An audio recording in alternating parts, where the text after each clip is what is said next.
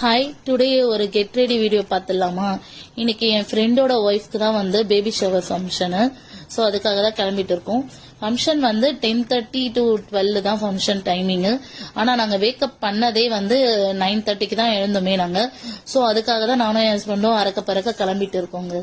ஒரு வழியா கிளம்பிட்டோங்க. ஃபங்க்ஷன் எங்கன்னு பாத்தீங்கன்னா நம்ம ஃபேமஸான கோவில் புட்லூர் கோவில்ல தாங்க. ஒரு வழியா கோவில்லையும் ரீச் ஆயிட்டோம் நாங்க.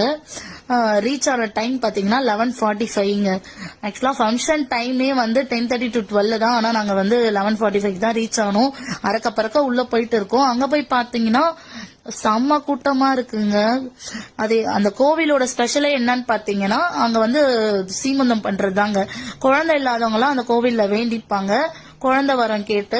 ஸோ எல்லாருமே குழந்தை வரம் கேட்டு வேண்டிக்கிட்டு அங்க கன்சீவ் ஆயிட்டாங்கன்னா அங்கதான் முதல் வந்து பேபி ஷவர் ஃபங்க்ஷன் அங்கதான் பண்ணுவாங்க. ஸோ அங்க போய் பாக்குறோம் முகூர்த்த நாள்ல, அதனால பேபி ஷவர் ஃபங்க்ஷன் நடந்துட்டு இருக்கு. இன்னைக்கு மட்டுமே ஒரு 80ல இருந்து 100 ஃபங்க்ஷன் நடந்திருக்கோங்க. நானும் என் ஹஸ்பண்டும் ஒரு 50 மினிட்ஸ் தான் வந்து என் ஃப்ரெண்டை தேடிட்டு இருக்கோம். ஆனா வந்து கிடைக்கவே இல்லை. நாங்களும் ஒரு காலும் பண்ணிட்டு இருக்கோம், அவன் காலுமே பிக் பண்ணவே இல்லை. அதுக்கப்புறமா நானும் என் ஹஸ்பண்டும் யோசிச்சோம், சரி நம்ம தேடிட்டு இருக்கிறதுக்கு ஒரு வேலை ஃபங்க்ஷன் முடிஞ்சிச்சு போல, நம்ம வந்து சாமியை பார்த்துடலாம் அப்படின்னு சொல்லிட்டு நாங்க போலான்னு கிளம்புறோம். அப்பதான் வந்து என் ஃப்ரெண்டே எனக்கு கால் பண்றான், இந்த மாதிரி ரீச் ஆயிருக்கும் இப்பதான் அப்படின்னு சொல்லிட்டு. அதுக்கப்புறமா வந்து அவங்க வீட்டுல வந்து சொன்னாங்க 12 to 1:30 வந்து ராகு காலம் அப்படின்னு சொல்லியிருந்தாங்க. சரி, ஏன் அவ்வளவு நேரம் வெயிட் பண்ணணும்னு சொல்லியிருந்தாரு என் ஹஸ்பண்ட். நம்ம போய் சாமி பார்த்துட்டு வந்துடலாம். நாங்களும் போய் சாமியை பார்த்துட்டு வரோம். அப்பளும் ஃபங்க்ஷன் ஸ்டார்ட் பண்ணிட்டாங்க. நான் ஒரு முக்கியமான விஷயம் சொல்ல மறந்துட்டேன். மூலஸ்தானம் உள்ள போயிட்டு இருக்கும்.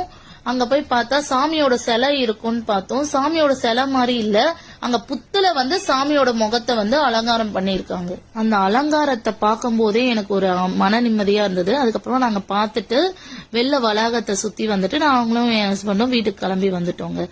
ஓகே கைஸ், நெக்ஸ்ட் வீடியோல பார்க்கலாம். Do follow and support. By.